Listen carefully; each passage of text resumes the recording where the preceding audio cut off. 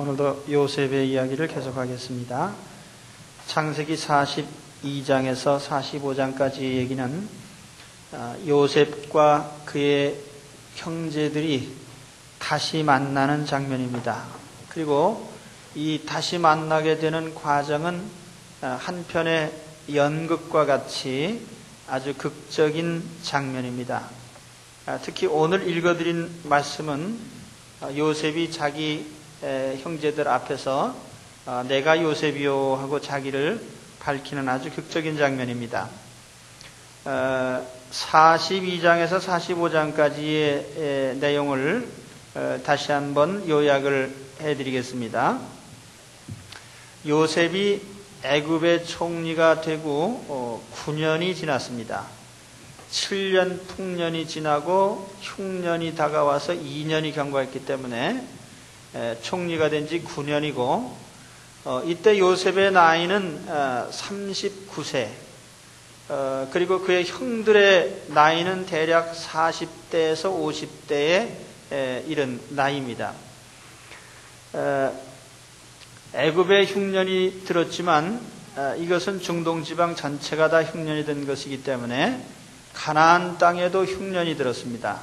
그래서 야곱 가족도 양식이 떨어졌어요. 그래서 야곱이 소문을 들으니까 저 애굽에는 양식이 있다더라. 그래서 아들들에게 돈을 주면서 저 애굽에 가서 양식을 좀 구해와라. 야곱은 10명의 아들들을 애굽으로 보냈습니다. 베냐민은 빼놨어요. 왜냐하면 베냐민은 야곱이 너무나 애지중지하는 아들이기 때문에 위험한 데 보낼 수가 없었습니다. 그래서 10명의 아들들이 애굽으로 갔습니다.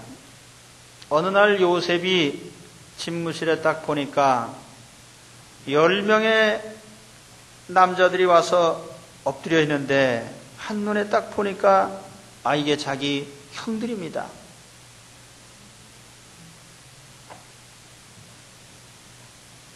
요셉이 형들과 헤어질 때 나이가 17살이고 지금 39이 됐으니까 대략 22년이 경과된 시점이고 그래서 상당히 이제 성인들로 변화가 됐는데 그래도 요셉은 딱 한눈에 알아봤어요.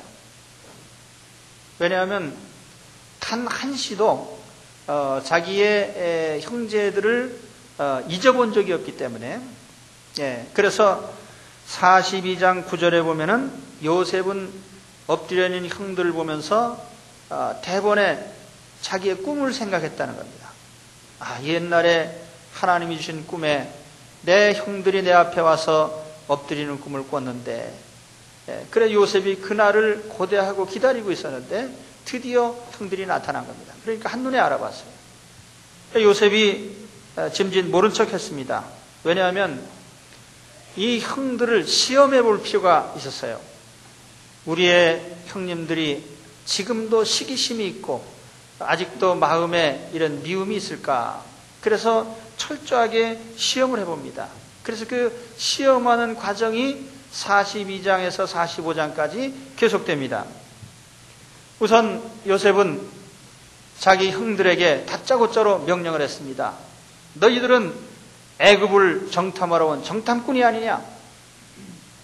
이 나라에 무슨 틈이 있는지 엿보러 온 것이 아니냐? 그랬더니 형들이 아닙니다, 내 주여.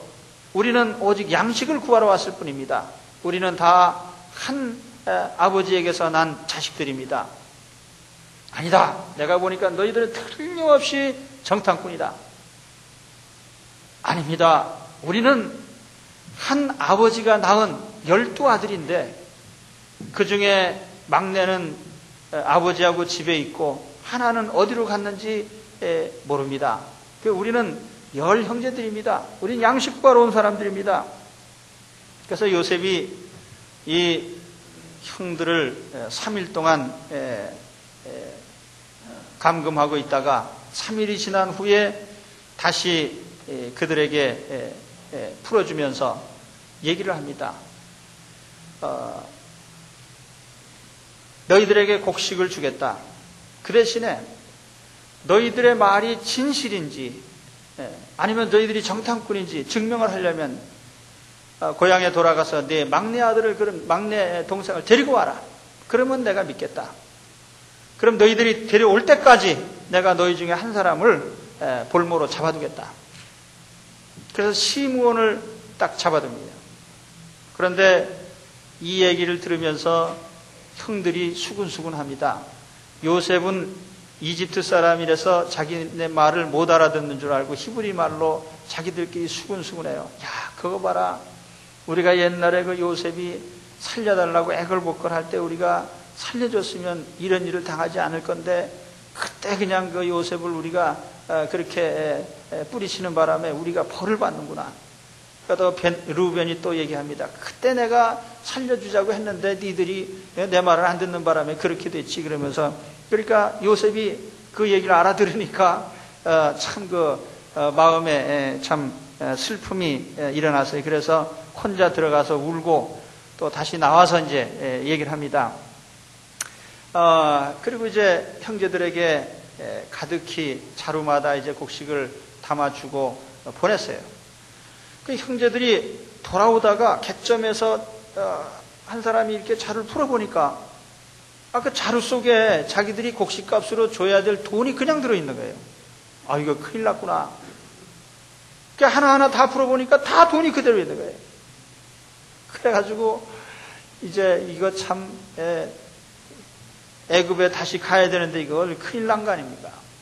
그래서 어쨌든 집에 돌아와서 그 양식을 다 먹고 이제 또 양식이 떨어졌어요. 그래서 애굽으로 가야 되는데 야곱이 아들들한테 야, 너희들 애굽으로 가지기랬냐? 그랬더니 아버지 그 베냐민을 안 데려오면 그 애굽의 총리가 우리를 가만 놔주지 않겠다고 그랬는데 꼭 데려가야만 됩니다. 그 야곱이 야, 옛날에 요셉도 죽었는데 그 하나 남은 라헬의 아들 하나 베냐민마저 데려간다면 내가 어떻게 제대로 눈을 감을 수 있겠냐. 그래서 말렸습니다. 근데 이제 형제들이 아버지를 설득하는 거예요. 아버지, 내가 꼭 데려가겠습니다. 책임지고 데려가겠습니다. 먼저 르우벤이 얘기를 해요. 아버지, 만일 제가 베냐민 데려갔다가 다시 데려오지 못하면 내 아들 둘을 아버지가 죽이세요. 말도 안 되는 얘기죠. 할아버지가 손자를 죽이는 법이 어디 있어요? 그런데 하여튼 르우벤은 가끔 말도 안 되는 얘기를 합니다. 그 유다가 또 나서서 아버지한테 얘기를 하는 거예요. 아버지, 내가 보증을 쓰겠습니다. 만일 내가 베냐민 데려갔다가 다시 데려오지 못하면 내가 영원히 죄인으로 남겠습니다. 무엇이든지 당하겠다는 거예요. 그 야곱이 가만히 생각해 보니까 이제 굶어 죽게 생겼는데 베냐민 붙잡아둘 수는 없고, 그래서 결단을 내리죠. 야, 그래, 그럼 데려가라. 내가 하나님께 맡기겠다. 내가 아들을 잃어야지 별 수 있겠냐 하면서 데려가라고 합니다. 그래서 형제들이 이제 베냐민을 데리고 다시 애굽에 갔어요. 다시 요셉 앞에 엎드려서 이제 양식을 구하는데, 요셉 앞에 나가면서 이 형들이 마음에 고민한 겁니다. 거의 도착을 해서 요셉을 찾아가는데 청지기가 나타났습니다. 안으로 안내를 하는 거예요. 야, 우리를 안으로 끌어들여서 멍청 다 뺏고 죽이나 보다. 우리를 다 노예로 삼을지도 모르겠다. 변명을 하는 겁니다. 우리가 지난번에 곡식 자루를 열어보니까 그 돈이 들었는데 그 우리가 한 것은 아니고 누가 돈을 넣었는지 우리는 알 수가 없습니다. 그래서 이번에 돈을 갑절로 가지고 왔습니다. 그랬더니 청지기가 야, 그거 하나님이 너희들한테 준 거니까 그냥 가져라. 한 12시쯤 돼가지고 요셉이 이제 만찬장에 나타났습니다. 요셉이 물어봐요. 아버지가 아직도 생존해 계시냐? 그분이 건강하시냐? 딱 보니까 거기 베냐민이 와 있거든요. 이 사람이 너희들이 말하는 그 막내냐? 그러니까 자기가 딱 보니까 벌써 알아보겠는데, 사실은 이 베냐민이 뭐 한두 살 때 헤어진 거예요. 요셉이 17살이고. 그러니까 요셉으로서는 베냐민을 참 아주 갓난아이 때 보고 못 본 거지만 자기 혈육이니까, 그래서 또 참 마음에 그 슬픔이 혹받쳐서 또 혼자 가서 울고, 또 형제들의 자리를 정돈했어요. 차례로 자리를 정돈하는데 나이 순서대로 딱 앉히는 겁니다. 그러니까 형제들이 이게 참 우리 나이를 어떻게 알고 순서대로 앉히나. 아무튼 즐겁게 식사를 했습니다. 식사를 끝내고, 근데 그 식사하는 가운데 요셉이 유심히 쳐다봤어요. 형님들이 아직도 혹시라도 시기하는 마음이 있을까. 그래서 베냐민의 그 그릇에다가는 음식을 5배를 담아줬어요. 그 형님들을 이렇게 보는 겁니다. 아직도 우리 형님들이 동생을 시기하나. 보니까 그런 게 없어요. 그래서 이제 잠자고 아침에 일어났어요. 근데 요셉이 이제 최후의 시험을 또 한번 해봅니다. 그래서 청지기에게 지시를 했어요. 형제들이 곡식 자루에 곡식을 담아주고, 돈도 거기 자루마다 다 담아줘라. 그리고 내가 평소에 쓰는 은그릇 하나를 베냐민 자루에다 넣어놔라. 그래서 이제 아침에 그들을 떠나보냈습니다. 너희들 가서 잘 먹고 지내다가 오라고. 그런데 얼마쯤 가는데 뒤에서 쫓아오는 거예요, 사람이. 야, 너희들 거기 서 있어라. 근데 이 청지기가 쫓아와가지고 노발대발 하는 겁니다. 사람이 선하게 대접했으면 선하게 갚아야지, 선을 악으로 갚는 법이 어딨냐. 우리 주인께서 쓰시는 은그릇을 니들이 훔쳐가다니 이게 말이 되냐. 그랬더니 형제들이 아니 그런 일이 있을 리가 없습니다. 우리는 아주 진실한 사람들인데 어떻게 감히 은혜를 입혀주신 분의 그릇을 훔쳐올 수 있겠습니까? 누구든지 우리 자루 가운데 만일 그 그릇이 발견되면 그 사람은 아예 죽여버리세요. 그리고 우리는 다 그냥 노예가 되겠습니다. 이렇게 큰 소리를 쳤어요. 그런데 자루를 딱 풀어보니까 베냐민 자루에서 딱 그릇이 나온 거예요. 그러니까 이 형제들이 큰일 난 겁니다. 그래서 옷을 찢었다고 그랬죠? 가장 큰 슬픔의 표시입니다. 옷을 찢고 요셉 앞으로 다시 끌려왔어요. 갔더니 요셉이 아주 녹이 등등해서 있습니다. 내가 점을 잘 치는 사람인데 너희들이 그거 가져가면 내가 모를 줄 알았냐. 그러면서 너희 가운데 이 그릇이 발견된 자는데 종이 된다고 했으니까 노예로 삼겠다. 그랬더니 형제들이 엎드려서 빕니다. 우리가 다 같이 노예가 되겠습니다. 아니다. 그 훔쳐간 사람만 내 노예를 삼을 것이다. 그랬더니 그때 그 형제들을 대표해서 유다가 나서서 이제 변명을 합니다. 그 변명이 창세기 44장 19절에 있어요. 여러분 한번 보시기 바랍니다. 유다가 나서서 이제 요셉 앞에서 변명을 하는 겁니다.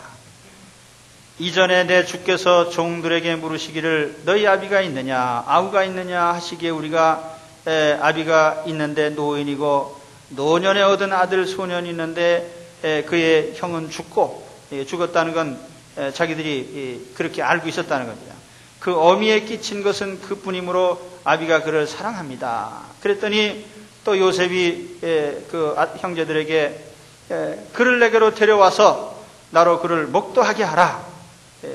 그래서 그 아이는 데려오기 힘듭니다. 아이를 데려오면 아버지가 죽습니다. 그리고 했는데도 데려오라고 해서 우리가 이렇게 데려왔습니다.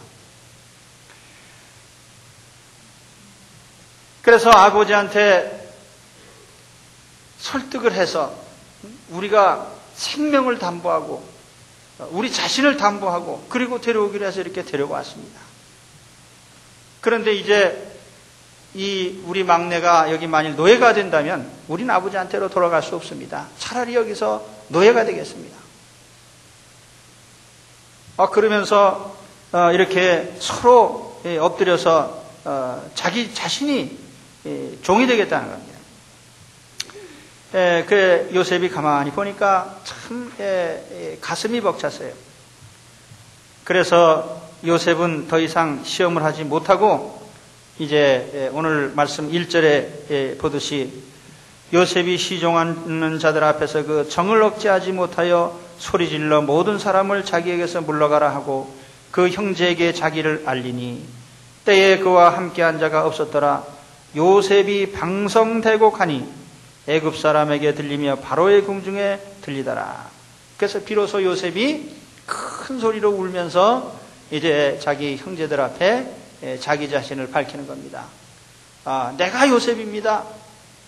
형님들, 내가 요셉입니다. 옛날에 형님들이 나를 노예로 팔아먹었던 그 요셉이 납니다.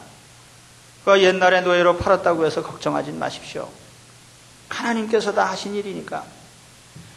그러면서 자기 자신을 밝히니까 이 형들이 아주 어안이 벙벙했습니다.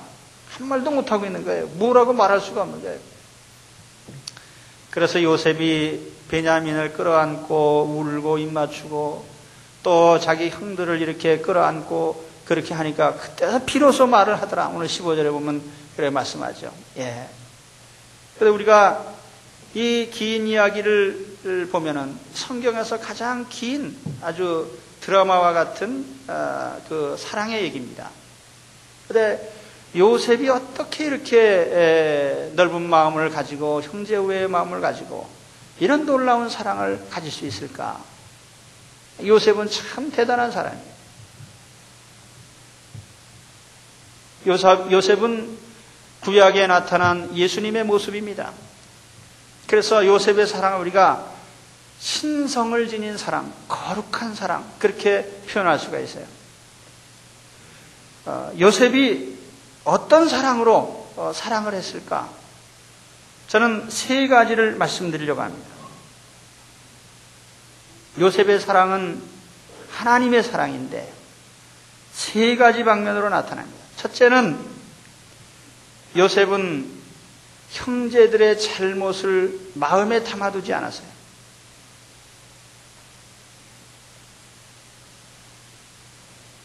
진정한 사랑은 다른 사람의 허물을 마음에 담아두지 않습니다.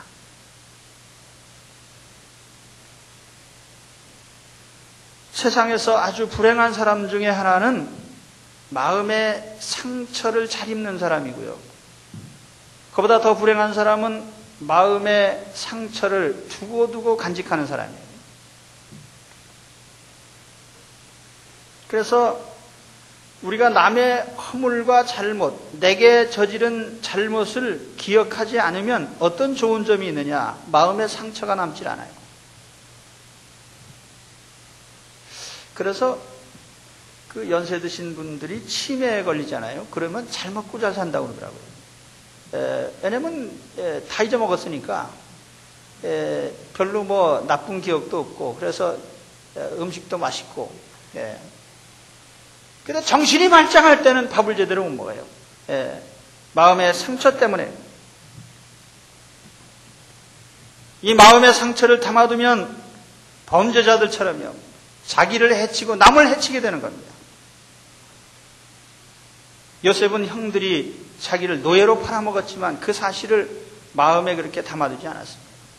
생각해보세요. 17살이면 사춘기인데 그때 자기 형들이 자기를 팔아먹었으니 그 얼마나 마음이 아픈 일이에요. 평생 증오할 수도 있는데 요셉은 그런 생각이 없습니다.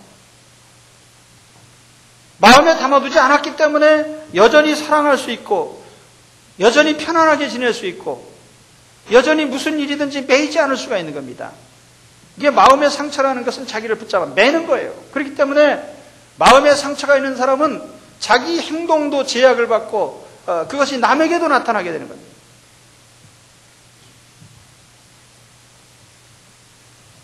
요셉의 마음가짐은 형들뿐만 아니라 다른 사람에게도 마찬가지예요. 보디발의 아내가 누명을 씌워서 감옥으로 보냈습니다. 만일 그걸 마음에 담아뒀더라면 그는 편안하게 잠을 잘 수 없고 일을 할 수가 없었을 텐데 그 사실을 잊어버렸기 때문에 감옥에 들어가니까 감옥에 있는 그 관리들도 요셉이 얼마나 큰 죄인인지 다 잊어먹었어요. 그래서 요셉한테 죄수를 다 맡겼습니다. 왕의 신하가 감옥에 들어와서 요셉의 동지가 되고 그 사람 때문에 또 왕실로 가게 되고, 그것이 남의 죄를 기억치 않는 사람의 큰 특권이요 축복입니다.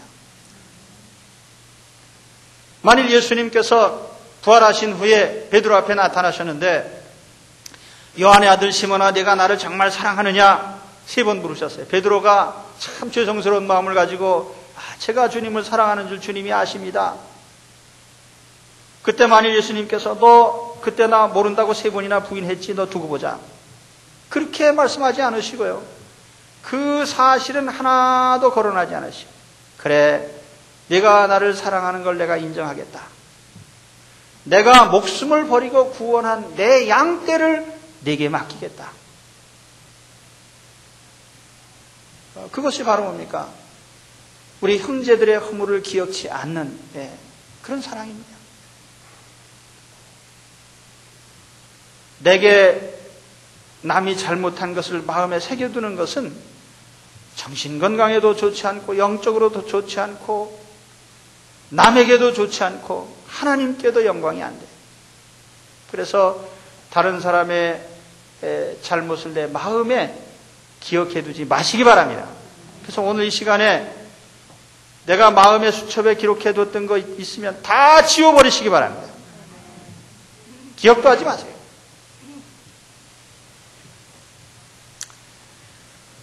제가 우리 홈페이지에 수필 올려놨던 걸 다 지워버렸어요. 딱 한 편만 올려놨습니다. 나는 앞으로 좋은 것만 보고 살겠다. 앞으로 제가 남은 내 인생의 방향을 그렇게 정했어요. 난 좋은 것만 보고 살겠다.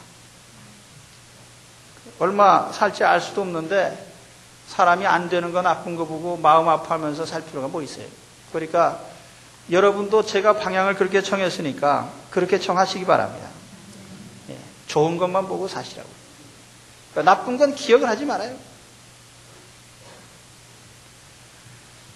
그래야 진정한 신성의 사랑을 할 수가 있습니다. 그 다음에 2번째, 요셉은 인간 사이에 일어나는 일도 다 하나님의 섭리로 받아들였습니다. 따라서 합시다. 하나님이 다 하시는 일이지. 그래요. 하나님이 다 하시는 일이지. 사람과 사람 사이에 일어났다고 해서 사람들만의 문제가 아니라 하나님도 알고 계시고 하나님도 보고 계시고 간섭하고 계신 거예요.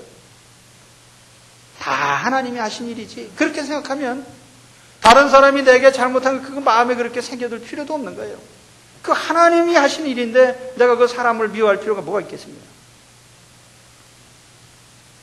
오늘 말씀 5절에 보면은 당신들이 나를 이곳에 팔았으므로 근심하지 마소서, 한탄하지 마소서.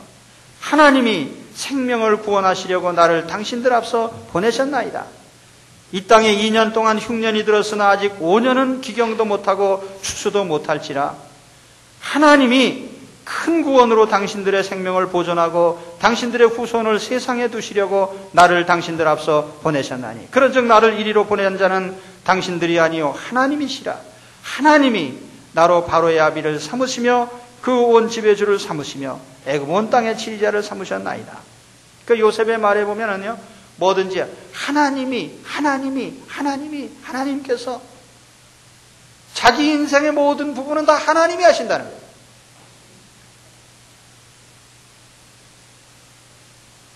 요셉은 형들이 자기를 미워한 것도 하나님의 뜻을 이루시기 위한 그저 한순간의 일일 뿐이라고 생각을 한 겁니다. 사람의 마음의 정서, 모든 삶과 행동, 언어, 생각, 사랑과 미움과 형제 갈등과 이 모든 것이 다 하나님의 손 안에 있어요. 그래서 하나님이 다 하시는 일이에요. 그래서 우리가 인간 사이에 일어나는 일이지만 우리는 눈은 하나님께 둬야 됩니다. 사람만 쳐다보지 말고 자, 우리가 가족 관계가 좋지 않다. 이거 사람의 문제로만 보지 말아요. 하나님께서 관여하고 계신데 이런 일이 일어났다. 하나님이 결국은 좋게 만드실 것이다. 우리 하나님이 어떤 분이죠? 합력하여 선을 이루는 분입니다. 로마서 8장에 보면 그런 말씀입니다. 합력하여 선을 이룬다. 다시 말하면 모든 것이 서로 작용해서 좋게 만드시는 분이다. 그런 뜻입니다. 그래서 우리가 인생 어느 한순간에 내게 고통이 다가오고 슬픔이 다가오고 괴로움이 다가왔다고 해서 그것이 안 되는 일이 아니라 그런 걸 합쳐서 하나님은 잘 되게 하시는 분입니다. 그 인생은 항상 뭐예요? 해피엔딩이라는 거예요.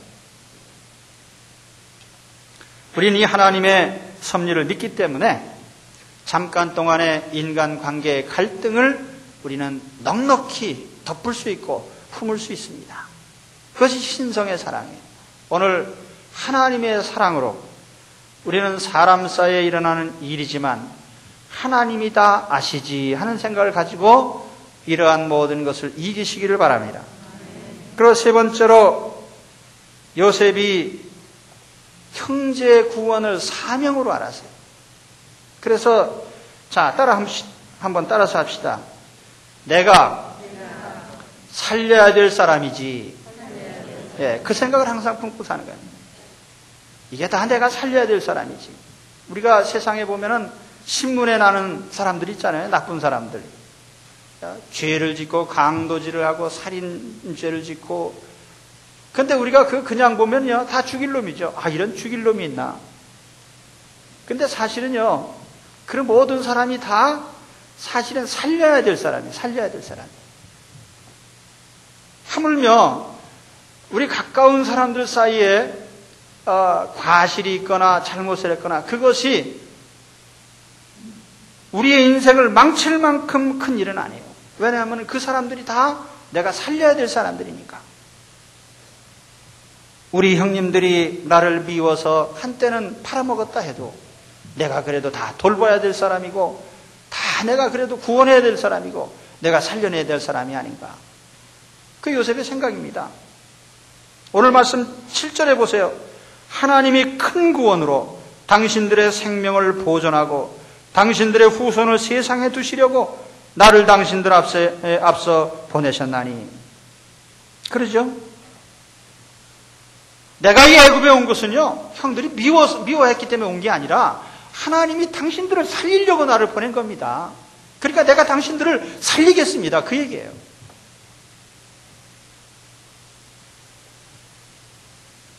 오늘 우리 가족들 가운데 갈등이 있습니까? 내가 살릴 사람인 줄 알면 크게 문제될 거 없어요. 다 내가 살려야 될 사람이에요. 다시 한번 해봅시다. 다 내가 살릴 사람이지. 예, 그렇게 생각하면 우리가 하나님의 거룩한 사랑으로 다 사랑할 수가 있습니다. 다 구원해야 될 사람이에요. 다 예수님을 전해서 영원 구원 받고 천국에 갈 수 있도록 도와줘야 될 사람이에요. 저는 목회하면서 하는 일 가운데 제일 보람 있는 일이 뭐냐면은 사람들 천당 보내는 일입니다. 예. 저는 여러분을 천국에 보내드리려고 목회를 하는 사람이에요. 예. 이게 얼마나 가치 있는 일입니까? 사랑하는 가족들 다 한 사람 한 사람 부르셔서 하나님의 자녀가 되게 하시고 영원한 하나님의 나라에 이르게 하시고 천국 자녀가 될 수 있도록 구원하는 책임이 있는 걸 아시기 바랍니다. 그럼 모든 사람이 다 구원해야 될 사람이에요. 내가 만나는 사람, 내가 거래하는 사람, 나를 미워하는 사람까지 포함해서 다 내가 살려야 될 사람이니까요. 요셉은 자기 형님들의 모든 생활까지 보장을 했습니다. 내가 형님들뿐 아니라 형님의 자녀들까지, 부모님까지, 그 자녀의 자녀까지 내가 다 돌아보겠습니다.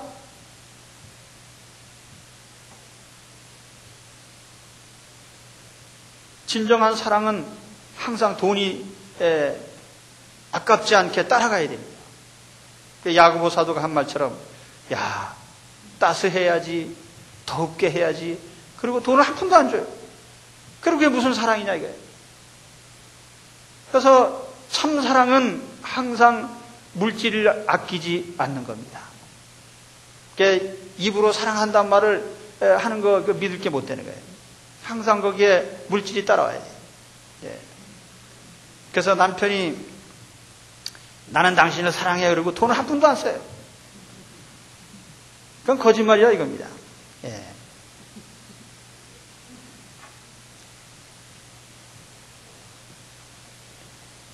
요셉이 부자니까 그렇지. 요셉이 뭐 부자는 얼마나 부자겠어요. 애굽의 총리긴 하지만. 또 우리 믿지 않는 형제들 가운데 보면은 부자로 잘 사는 사람도 있죠. 예.